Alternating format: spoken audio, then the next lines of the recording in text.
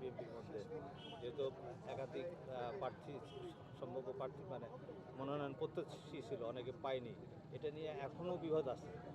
তো এই তারেক জিয়ার আগমনকে কেন্দ্র করে সেই বিভেদটা নিরসন হবে কি না, আপনি কি মনে করেন? বিসমিল্লাহির রহমানির রহিম। ধন্যবাদ আপনাকে। বিএনপি হচ্ছে জনগণের দল। বিএনপি নেতা নির্ভরশীল দল নাই। বিএনপি হচ্ছে জনগণের দল। জনগণের ইচ্ছার উপরে বিএনপি তার সিদ্ধান্ত গ্রহণ করে। তো যেটি বলছিলেন যে এখানে প্রতিযোগিতা আছে বিএনপির ভিতরে, সেই প্রতিযোগিতা অনেকেই প্রার্থী ছিল, একজন করে পেয়েছে। তো স্বাভাবিক কারণে কারো মন খারাপ হতে পারে।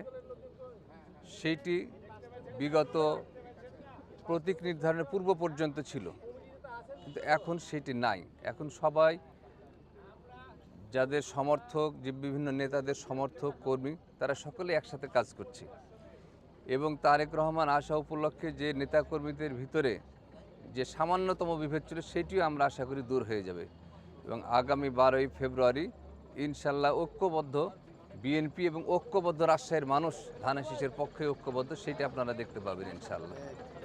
এবং আমরা আশা করি যে বিগত দিনে সকল নির্বাচনে যখন সকলের অংশগ্রহণমূলক নির্বাচন হয়েছে, 1991 সাল, 1996 সালে 12ই জুন, 2001 সাল, যে নির্বাচনগুলি প্রশ্নাতীতভাবে হয়েছে, সেই নির্বাচনগুলিতে আমরা রাজশাহীর বৃহত্তর 18টি সিটের ভিতরে আমরা একটা করে বাদ দিয়েছিল, 17টা সিট আমরা পেয়েছি। তো ইনশাল্লাহ আমরা রাজশাহীতে এখন 19টি সিট, বৃহত্তর রাজশাহীর।